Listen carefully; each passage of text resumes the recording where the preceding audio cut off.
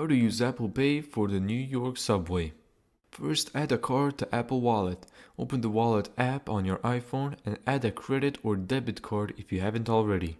Second, and this is optional, turn on Express Transit. This lets you tap into the subway without unlocking your phone.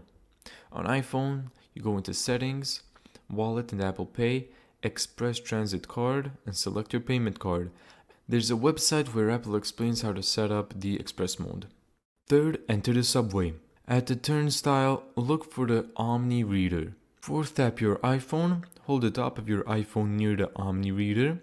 If Express Transit is enabled, you don't need Face ID or a passcode. Wait for the green screen /checkmark and proceed through the gate. Now, some useful tips. Make sure you use the same iPhone or card for every ride if you want Omni's weekly fare cap benefits. The same tap and go method works on New York buses. If you're visiting New York, Apple Pay works fine for tourists too. No Omni account is required. In many cases, Express Transit can work even when your iPhone battery is extremely low because of Apple's Power Reserve feature.